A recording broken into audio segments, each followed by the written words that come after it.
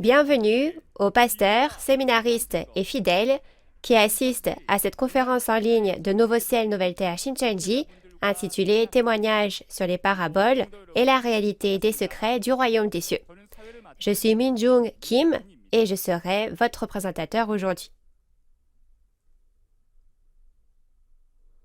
La dernière fois, nous avons appris la semence, le champ, l'arbre et l'oiseau en parabole avec l'instructeur Jane Lee de la tribu d'André.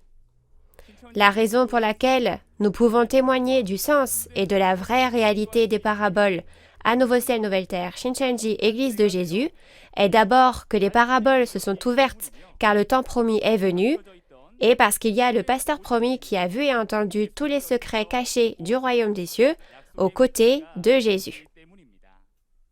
Aujourd'hui, j'espère que vous vérifierez le sens et la réalité des paraboles, qui seront la clé des secrets du royaume des cieux, et que ce sera un temps au cours duquel vous pourrez acquérir une précieuse réalisation. Alors d'abord, prions avec le même cœur.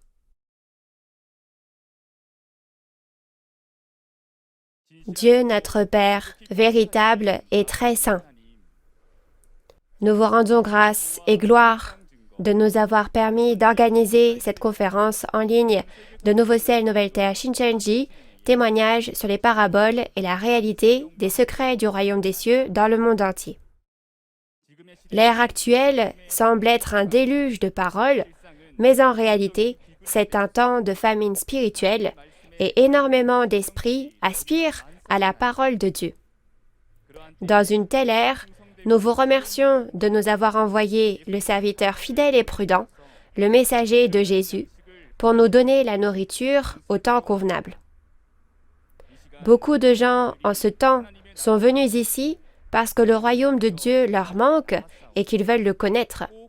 Souvenez-vous-en et accordez-nous les yeux pour voir, les oreilles pour entendre et le cœur pour réaliser, afin que lorsque la précieuse parole de nourriture au temps convenable descend du ciel, ce soit un temps de grâce au cours duquel nous sommes touchés et que chacun réalise et rende grâce et gloire à Dieu le Père. Nous confions tout ce temps du début à la fin au Père et nous avons prié au nom de Jésus qui est mort sur la croix pour nos péchés. Amen.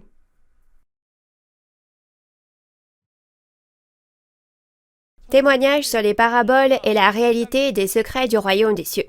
Aujourd'hui, à l'occasion de cette 6e conférence, nous allons vous témoigner de la nourriture et du levain en parabole. Nous allons accueillir l'instructeur Pom-Jin Kim de la tribu de Tadé qui prêchera la parole aujourd'hui. Bonjour à tous les pasteurs, séminaristes et fidèles du monde entier qui vivent leur foi dans l'espoir d'aller au royaume des cieux. Je suis Pom-Jin Kim, un instructeur du centre qui a appris d'un des 12 chefs de tribu de Nouveau Ciel, Nouvelle Terre Shincheonji, le chef de la tribu de Tadé. Notre chef de tribu a lui-même appris du président de Nouveau Ciel, Nouvelle Terre Shincheonji, Mani Lee.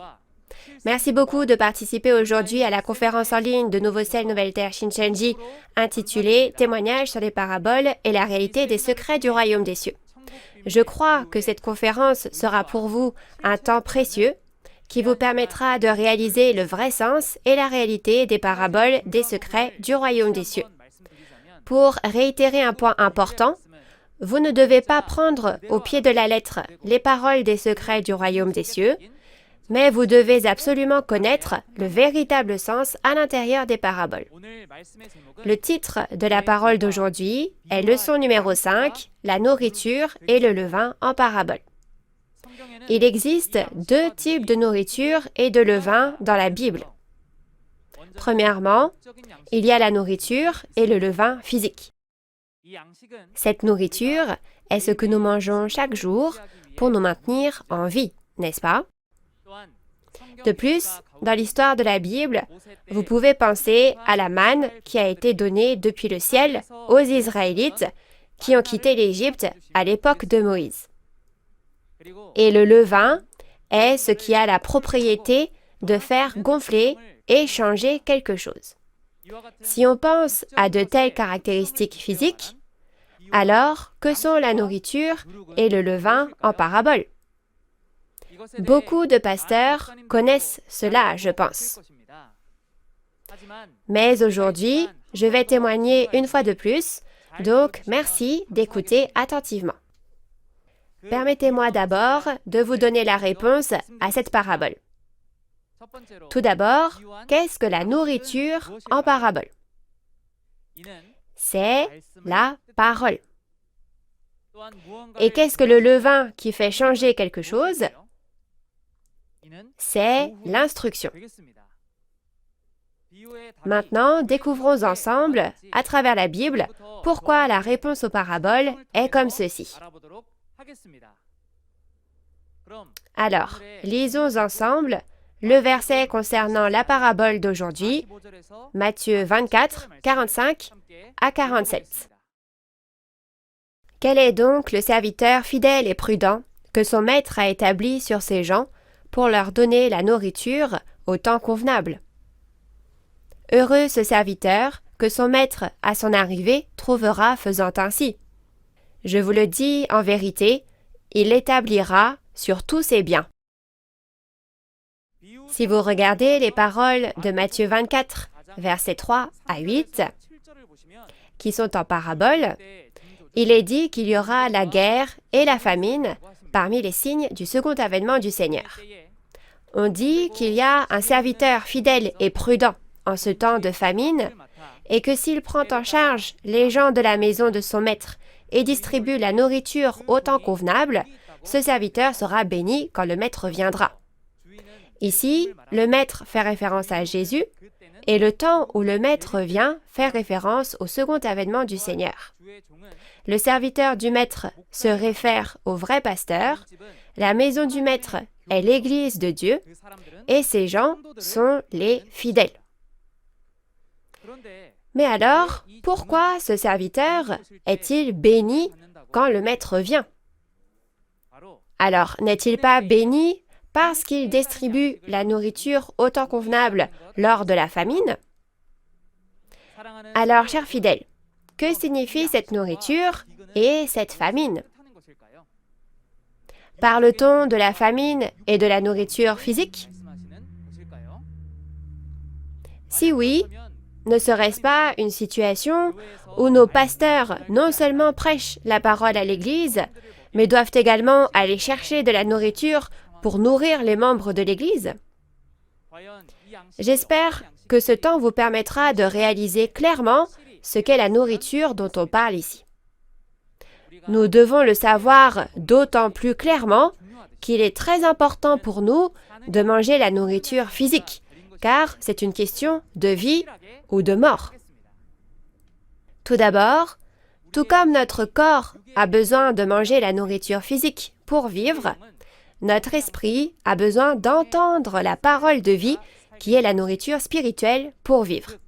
En d'autres termes, tout comme la nourriture est essentielle au maintien de la vie, la parole qui est essentielle pour que nos esprits vivent est comparée à de la nourriture. Et tout comme il y a des aliments qui sont bénéfiques pour notre santé et notre vie, et des aliments qui sont nocifs, il en va de même pour la nourriture spirituelle. C'est-à-dire qu'il y a la nourriture de Dieu qui fait vivre notre esprit, et il y a la nourriture de Satan qui fait mourir notre esprit. Pourquoi y a-t-il deux types de nourriture spirituelle? C'est parce que, comme nous l'avons entendu auparavant, il y a deux entités dans le monde spirituel, Dieu et Satan. Par conséquent, je pense que vous comprendrez bien que la nourriture spirituelle est également divisée en deux types. Alors, quelle est cette nourriture spirituelle que Dieu nous donne? Jérémie 15, verset 16 dit « J'ai recueilli tes paroles et je les ai dévorées. Tes paroles ont fait la joie et l'allégresse de mon cœur. » Voyant ici que nous mangeons la parole de Dieu, la Bible compare donc cette parole à de la nourriture, n'est-ce pas? La nourriture physique est ce que nous mangeons avec notre bouche, mais la nourriture spirituelle, la parole, est ce que nous écoutons et donc mangeons avec nos oreilles. Alors, pourquoi la parole de Dieu est-elle comparée à la nourriture de cette manière? Pour le savoir, lisons ensemble Ésaïe 55, versets 1 à 3. Vous tous qui avez soif, venez aux eaux, même celui qui n'a pas d'argent. Venez, achetez et mangez. Venez, achetez du vin et du lait, sans argent, sans rien payer. Pourquoi pesez-vous de l'argent pour ce qui ne nourrit pas? Pourquoi travaillez-vous pour ce qui ne rassasie pas?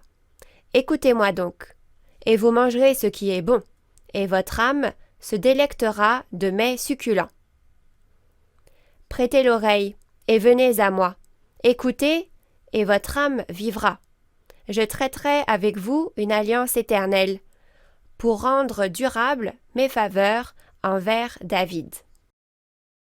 Dieu dit, venez aux eaux, vous tous qui avez soif, et achetez du vin et du lait, donc la vraie nourriture que Dieu donne, sans rien payer.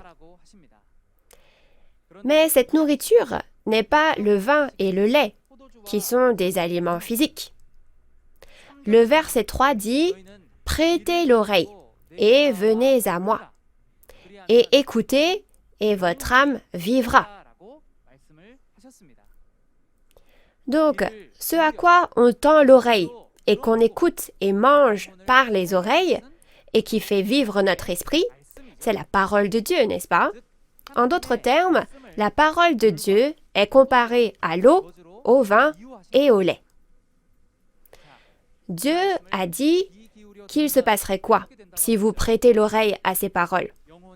Il a dit que votre âme, votre esprit vivra, n'est-ce pas? Tout comme la nourriture physique fait vivre le corps, la parole de Dieu que nous écoutons et mangeons fait vivre notre esprit. C'est pourquoi la parole de Dieu est comparée à la nourriture. Alors, quelle était la nourriture de Dieu qui a fait vivre l'esprit des hommes au premier avènement de Jésus? Jetons un coup d'œil à la nourriture de vie au temps du premier avènement. D'abord, lisons ensemble les paroles de Jean 6, 48 à 51. « Je suis le pain de vie. Vos pères ont mangé la manne dans le désert et ils sont morts. C'est ici le pain qui descend du ciel, afin que celui qui en mange ne meure point. Je suis le pain vivant qui est descendu du ciel. Si quelqu'un mange de ce pain, il vivra éternellement, et le pain que je donnerai, c'est ma chair que je donnerai pour la vie du monde. » Jésus a dit, « Je suis le pain de vie, et vos pères ont mangé la manne dans le désert, mais ils sont quand même morts. Mais quiconque mange Jésus lui-même, soit le pain de vie, a la vie éternelle. » Et au verset 53 et ci-dessous, il est dit que nous devons manger la chair et boire le sang de Jésus pour avoir la vie éternelle. Mais comment pourrait-on manger la chair et boire le sang de Jésus? Alors cela signifiait-il littéralement boire le sang de Jésus et manger sa chair? Non, n'est-ce pas? Jésus ne parlait pas de chair et de sang, ni de nourriture physique. Mais il a dit qu'il n'y a de vie que lorsque nous écoutons les paroles de Jésus. Dans Jean 6, 63, il est dit « C'est l'esprit qui vivifie, la chair ne sert de rien. Les paroles que je vous ai dites sont esprit et vie. » De plus, au verset 68, l'apôtre Pierre confesse « Seigneur, à qui irions-nous? Tu as les paroles de la vie éternelle. » De cette façon, Jésus nous fait réaliser l'importance de la nourriture de l'esprit. Ainsi, Jean 6, 27 nous dit de ne pas travailler pour la nourriture qui périt, mais pour celle qui subsiste pour la vie éternelle. Si vous mangez cette nourriture, vous vivrez pour toujours, n'est-ce pas? De la nourriture qui permet de vivre éternellement. Cela vous fait-il penser à quelque chose? Oui. N'est-il pas dit dans Genèse 3, verset 22, que si vous mangez du fruit de l'arbre de vie, vous aurez la vie éternelle? C'est à travers cette nourriture que Dieu donne l'espoir de la vie éternelle que personne en tant qu'être humain ne pourrait atteindre. De la même façon, j'espère que nous réaliserons tous, une fois de plus, à quel point la nourriture de Dieu, la parole de vie dont on parle en parabole, est précieuse pour nous. Alors, quel type de nourriture de vie devrions-nous manger aujourd'hui? Examinons d'abord le pain quotidien dont Jésus a parlé dans le Notre Père. Dans Matthieu 6, verset 11, il nous est dit de prier « Donne-nous aujourd'hui notre pain quotidien ». Chers fidèles, qu'avez-vous pensé en mémorisant le Notre Père? N'avez-vous pas pensé à la nourriture de la chair? Moi aussi, quand je ne savais pas encore. Cependant, dans Matthieu 6, 31 à 32, il est dit que se préoccuper de quoi manger, quoi boire et demander de la nourriture physique, ce sont toutes des choses que les païens demandent. Par conséquent, Jésus dit de ne pas demander ce genre de nourriture physique, n'est-ce pas? Alors, quel est le pain quotidien que le Notre Père dit de demander? Est-ce de la nourriture physique? Non, bien sûr. Il nous est dit de demander la nourriture spirituelle. En particulier, il nous est dit de prier afin que nous puissions manger cette nourriture au temps fixé appelé aujourd'hui, c'est-à-dire au temps de la faim. La raison est que cette famine se produira au temps de la faim, comme dans Matthieu 24, qui est une parole en parabole. Alors, à quoi ressemblera cette famine au temps de la faim? Pour le savoir, lisons ensemble les paroles d'Amos, chapitre 8, verset 11. « Voici, les jours viennent, dit le Seigneur, l'Éternel, où j'enverrai la famine dans le pays, non pas la disette du pain et la soif de l'eau, mais la faim et la soif d'entendre les paroles de l'Éternel. » Amos 8, 11 a prophétisé qu'une famine viendrait sur le pays.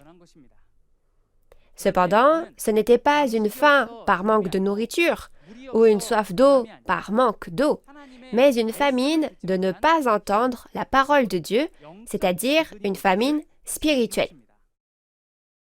Tout comme la nourriture en parabole était la nourriture spirituelle, cette famine qui surviendra au temps de la faim est aussi une famine spirituelle.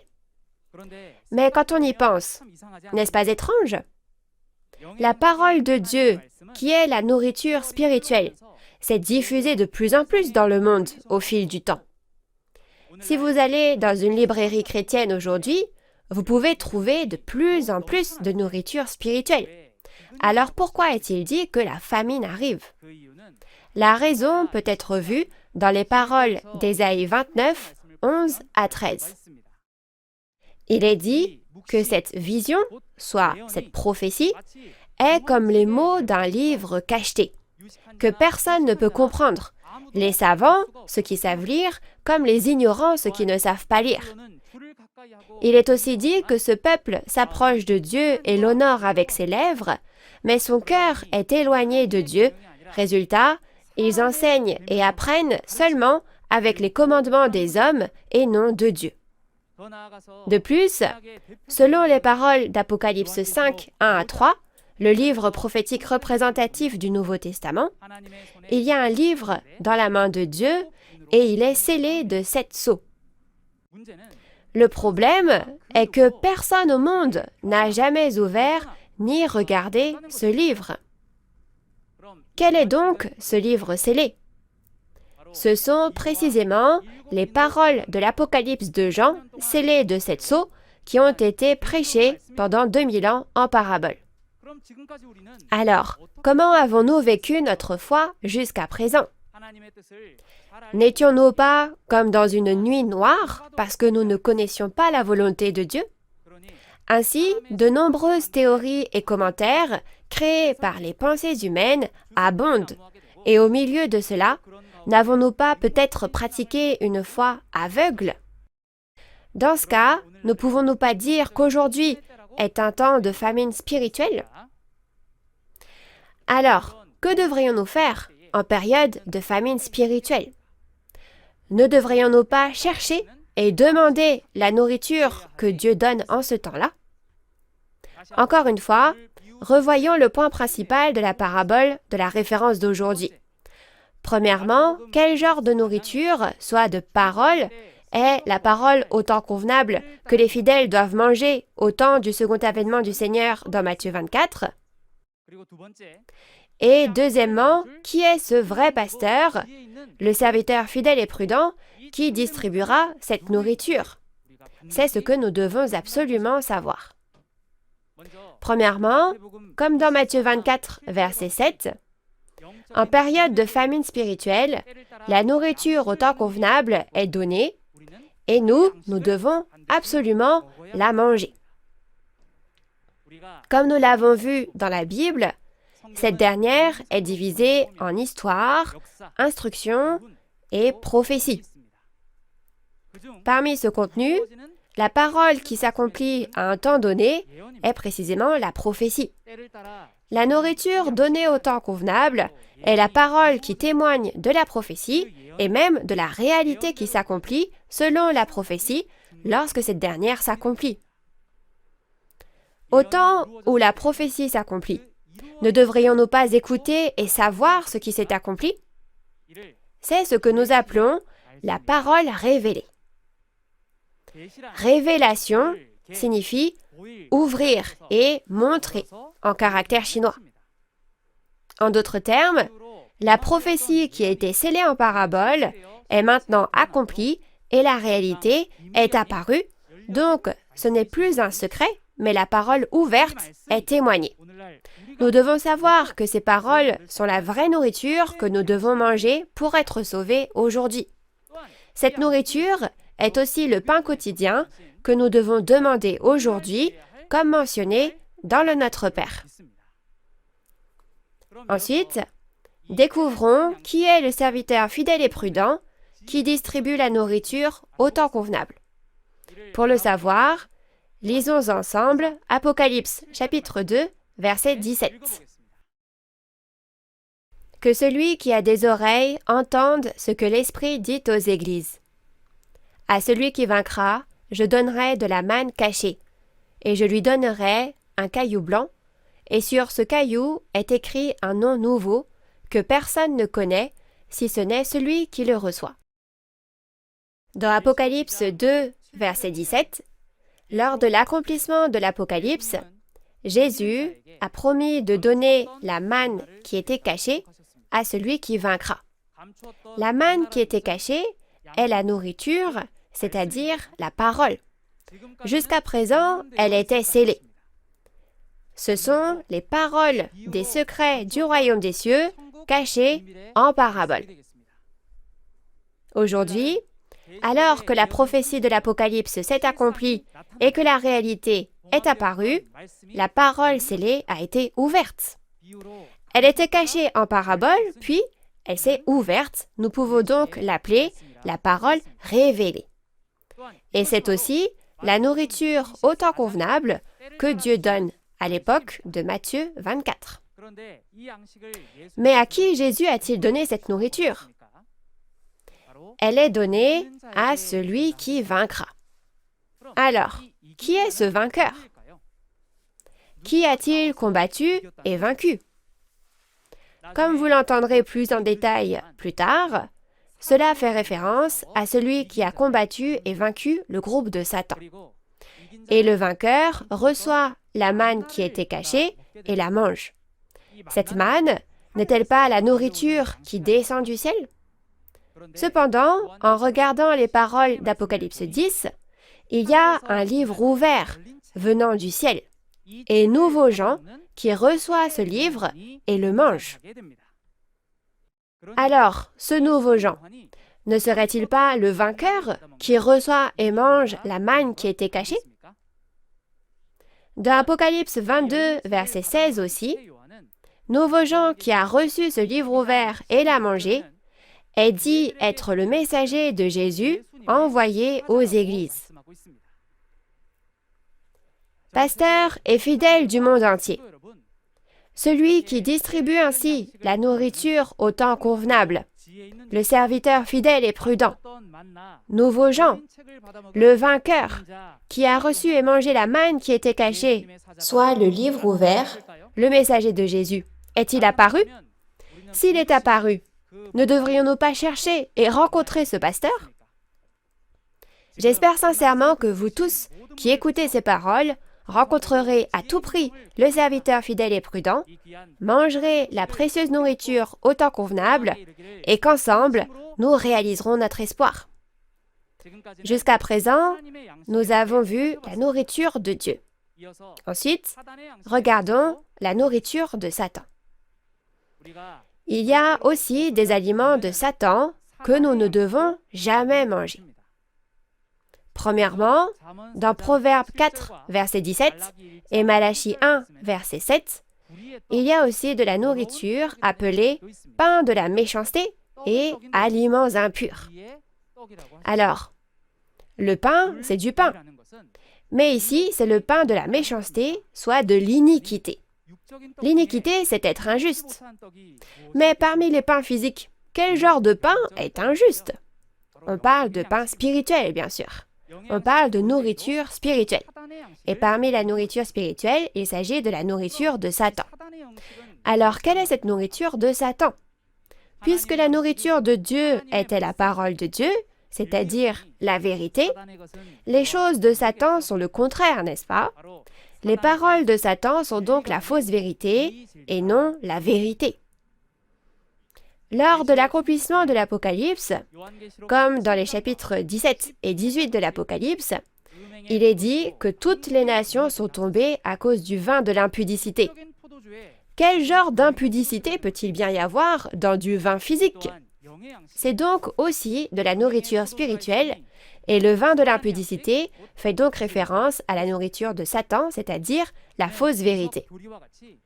On l'appelle le vin de l'impudicité parce que, comme la doctrine des commentaires, les choses du monde sont mélangées aux paroles de Jésus. Si on compare cela au temps de la Genèse, on dira aussi que c'est le fruit du bien et du mal, un mélange du bien et du mal. Par conséquent, nous devons devenir ceux qui peuvent bien discerner la nourriture spirituelle en se basant sur la Bible. Vous devez clairement discerner quelle est la nourriture de Dieu et quelle est la nourriture de Satan, n'est-ce pas? Alors, comment pouvez-vous les distinguer? Lisons ensemble les paroles de Job, chapitre 34, versets 3 à 4. Car l'oreille discerne les paroles, comme le palais savoure les aliments. Choisissons ce qui est juste, voyons entre nous ce qui est bon. Oui, dans les paroles que vous venez de lire, comme le palais discerne le goût des aliments, l'oreille entend et discerne les paroles. Nous devons d'abord bien comprendre les paroles de la Bible. Il s'agit d'écouter attentivement les paroles qui sont témoignées sur la base de cette Bible et de les discerner. J'espère que vous pourrez tous bien discerner quelle est la vraie nourriture dont nous avons besoin à cette époque, manger la nourriture de vie au temps convenable et obtenir le salut. Ensuite, regardons la parabole du levain. D'abord, lisons ensemble le verset concernant cette parabole, Matthieu 13, 33.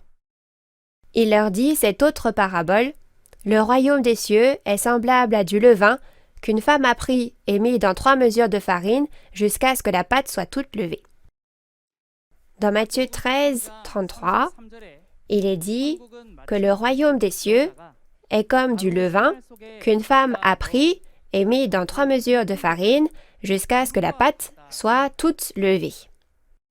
Premièrement, les caractéristiques physiques du levain sont qu'il fait gonfler et changer quelque chose.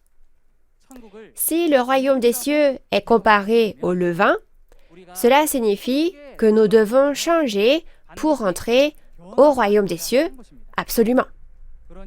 Donc, d'abord, nous devons savoir ce qu'est ce levain en parabole, et de plus, c'est un fait que nous devons nous efforcer pour changer.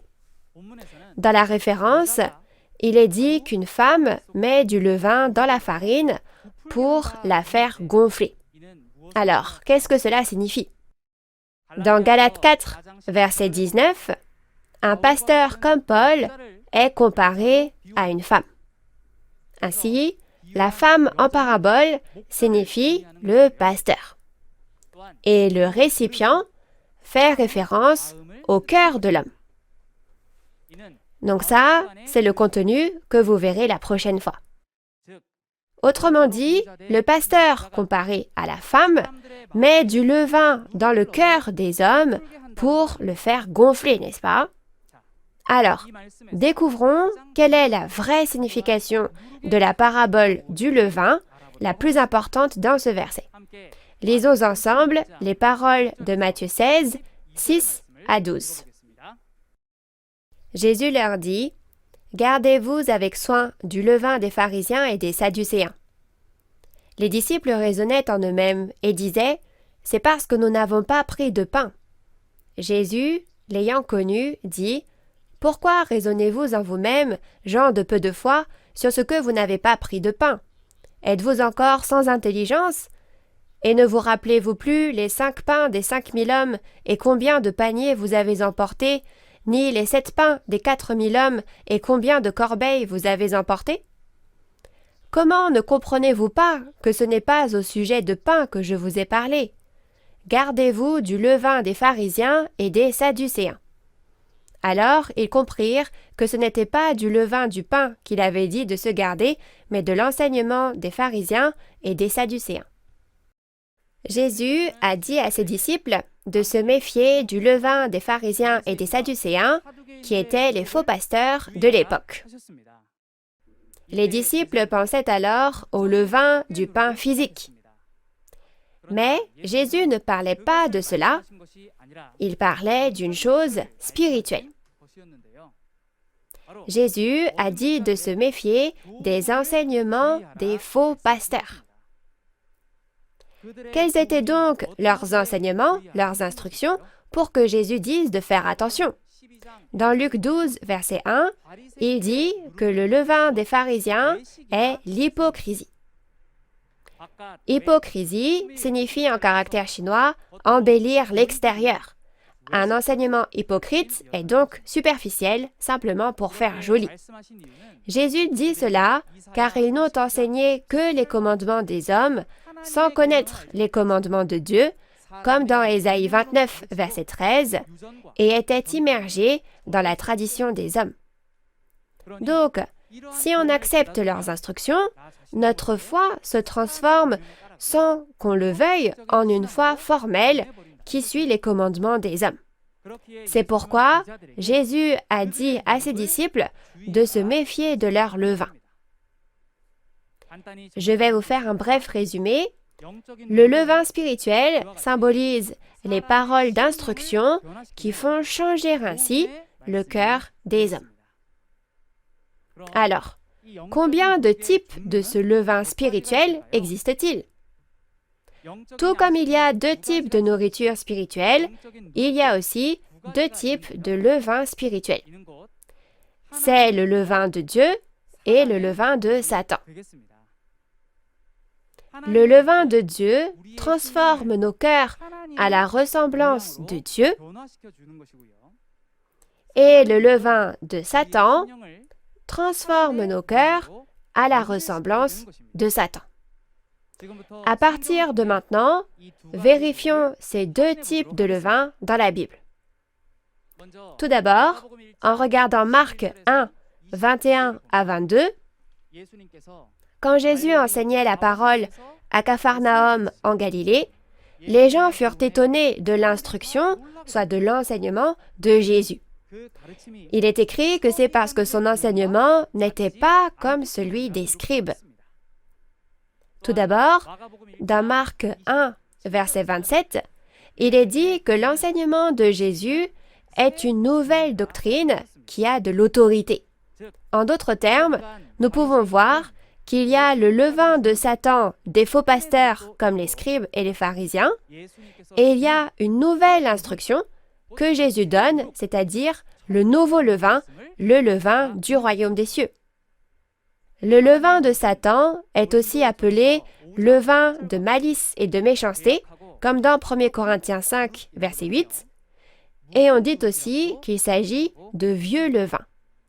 C'est-à-dire que c'est une instruction, une doctrine enseignée par les commandements des hommes, ancrée dans la tradition et ce qui a été passé de génération en génération. Puis dans Éphésiens 4, 21 à 24, il est bien expliqué comment et en quoi nous devrions être transformés. Il nous est dit de nous débarrasser de notre ancien moi, qui est corrompu par les convoitises trompeuses, et d'être renouvelés dans notre esprit, notre cœur, et de revêtir l'homme nouveau de Dieu, qui a été créé dans la justice et la sainteté de la vérité. C'est-à-dire qu'il y a aussi le levain de vérité, le levain de Dieu, qui nous transforme en une nouvelle personne. Mais il y a des instructions que vous ne devriez jamais écouter. Lisons ensemble Proverbe 19, verset 27. Cesse, mon fils, d'écouter l'instruction, si c'est pour t'éloigner des paroles de la science. Quand vous regardez la parole, cesse, mon fils, d'écouter l'instruction, si c'est pour t'éloigner des paroles de la science, cela montre qu'il y a des paroles de science, soit de connaissance de Dieu, que nous devons écouter, mais il y a aussi des instructions qui nous éloignent de la parole de Dieu. En d'autres termes, n'est-ce pas dire qu'il y a aussi le levain de Satan dont nous devons nous méfier? Au temps du second avènement du Seigneur aussi, comme dans Apocalypse 2, 14 à 15, il est dit qu'il y a le levain de Satan, c'est-à-dire le levain de la fausse vérité. Par conséquent, si vous êtes un croyant vivant au temps du second avènement du Seigneur aujourd'hui, vous devez savoir ce qu'est ce levain et vous devez aussi bien savoir faire la distinction. Si nous résumons une fois de plus, le levain de Dieu est l'instruction de Dieu et si nous l'acceptons, nos cœurs seront transformés à la ressemblance et à l'image de Dieu. Le levain de Satan est l'enseignement de Satan et si vous l'acceptez, votre cœur sera transformé à la ressemblance et à l'image de Satan. L'instruction qui fait changer nos cœurs s'appelle le levain. Et nous devons recevoir le levain de Dieu parce que la forme que nous prenons dépend de l'instruction que nous recevons et de qui nous la recevons. Alors, qui était le vrai pasteur qui a fait changer les cœurs avec le levain de Dieu au premier avènement? Et qui est le vrai pasteur qui peut changer nos cœurs au second avènement? Alors, résumons le levain du royaume des cieux et le vrai pasteur au temps du premier et du second avènement. Tout d'abord, le vrai pasteur qui a fait changer les cœurs avec le levain de Dieu au premier avènement était Jésus. De plus, les paroles d'instruction que Jésus a prononcées étaient le levain du royaume des cieux, soit le témoignage de la réalité de l'accomplissement des prophéties de l'Ancien Testament. Et grâce à ce témoignage, les disciples de Jésus ont pu renaître en tant qu'enfants du royaume des cieux. Ensuite, le temps du second avènement du Seigneur. Premièrement, en regardant les paroles de Luc 17, 26 à 30, il est dit que le temps du second avènement du Seigneur sera pareil que les jours de Noé et de Lot. Par conséquent, aujourd'hui aussi, au second avènement du Seigneur, il y a peu de gens qui croient et sont sauvés, comme alors dans l'histoire de la Bible. Aujourd'hui, pour être sauvés, ne devons-nous pas écouter la parole d'instruction qui est le levain du royaume des cieux? Tout d'abord, le vrai pasteur qui témoignera de cette parole d'instruction lors du second avènement est le serviteur fidèle et prudent dont Jésus a parlé dans la parabole d'aujourd'hui, le messager de Jésus envoyé pour les églises. Et nous devons absolument écouter les paroles d'instruction témoignées à travers ce pasteur. Ce sont les paroles révélées qui témoignent des prophéties du Nouveau Testament et de leur accomplissement. Ces paroles sont le levain du royaume des cieux qui nous font naître de nouveau en tant qu'enfants du royaume des cieux aujourd'hui. Quel genre de cœur devrions-nous avoir lorsque nous écoutons ces paroles d'instruction du royaume des cieux? Oui, il faut avoir un cœur qui veut changer et renaître. S'il y a quelque chose sur laquelle je m'étais trompé et que j'ai mal fait dans ma vie de foi, cela signifie que je dois résolument jeter ce qui est mal et accepter la vérité et être changé pour être renouvelé. Avec un tel courage et une telle foi, j'espère sincèrement que vous deviendrez les héros de l'histoire qui atteindront l'espoir du royaume des cieux. Résumons maintenant la parole d'aujourd'hui. Tout d'abord, la nourriture de Dieu est la vraie parole de vérité qui fait vivre notre esprit.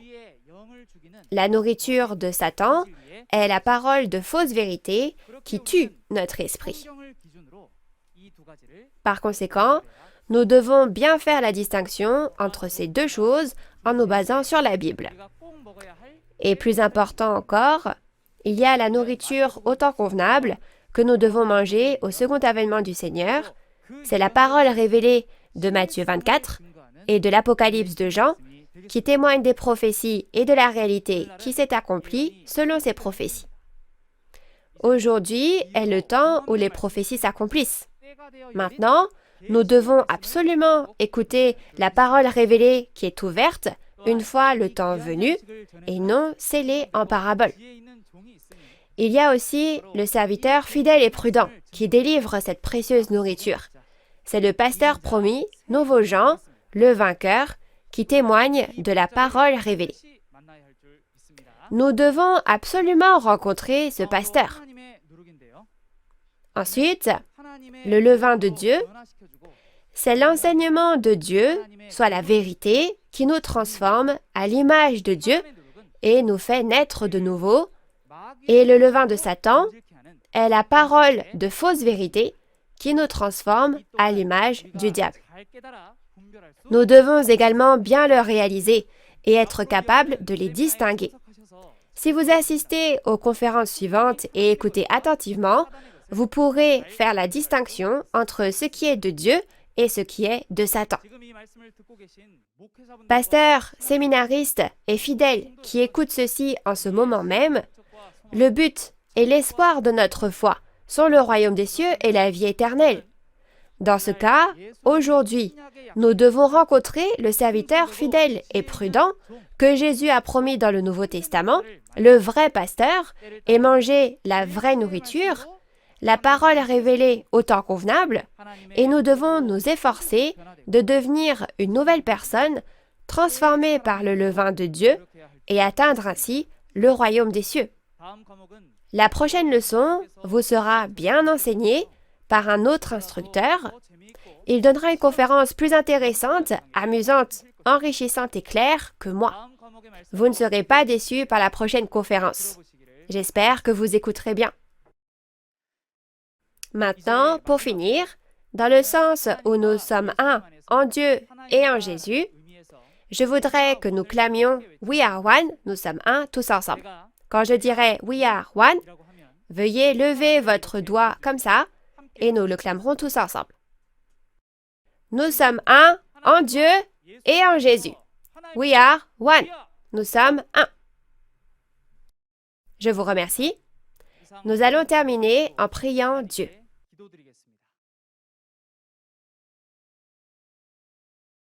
Dieu notre Père, envers qui nous sommes reconnaissants, nous vous remercions de nous avoir fait naître en ce temps précieux aujourd'hui et de nous avoir permis de vivre grâce à la parole révélée au temps convenable à travers le serviteur fidèle et prudent promis dans la Bible. Satan, le diable, essaiera de nous tromper avec ses propres choses pour interférer avec l'œuvre de Dieu, mais s'il vous plaît, Aidez-nous à bien réaliser la Bible de Dieu et à faire la distinction afin que nous puissions tous devenir la possession de Dieu.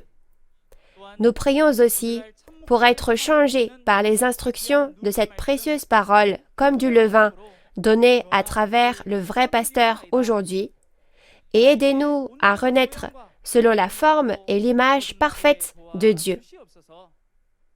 Veuillez être avec nous au cours des conférences en ligne restantes et aider de nombreuses personnes à y assister et à recevoir une grande grâce. Nous vous remercions pour toutes choses et nous prions au nom de Jésus. Amen. Merci d'avoir écouté jusqu'au bout.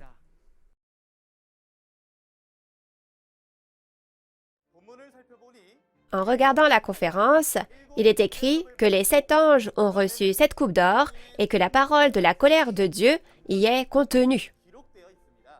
Lorsque le 3e sceau est ouvert, un cheval noir apparaît. On dit que le cavalier de ce cheval noir a une balance à la main. La raison pour laquelle Nouveau Ciel, Nouvelle Terre, Shincheonji peut clairement témoigner de cette parabole comme Jésus l'a promis est que la réalité des secrets du royaume des cieux dont il a parlé en parabole est apparue. J'espère que vous réaliserez les secrets du royaume des cieux et deviendrez le peuple du royaume des cieux reconnu par Dieu. Comme vous avez pu le voir dans la vidéo, lundi de la semaine prochaine, une conférence aura lieu sur le thème du récipient, de la balance et du bâton en parabole.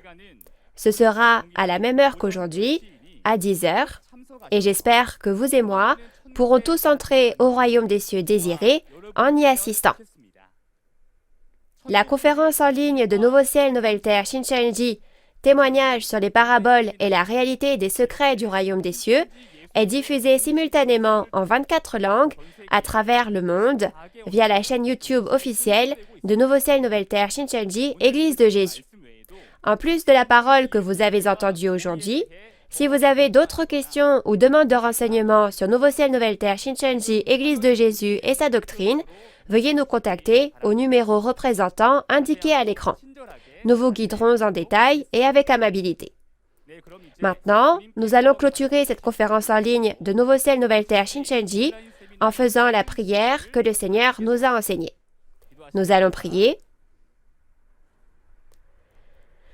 Notre Père qui es aux cieux, que ton nom soit sanctifié, que ton règne vienne, que ta volonté soit faite sur la terre comme au ciel. Donne-nous aujourd'hui notre pain de ce jour. Pardonne-nous nos offenses, comme nous pardonnons aussi à ceux qui nous ont offensés. Et ne nous laisse pas entrer en tentation, mais délivre-nous du mal, car c'est à toi qu'appartiennent le règne, la puissance et la gloire pour les siècles des siècles. Amen. Merci à tous d'avoir été avec nous.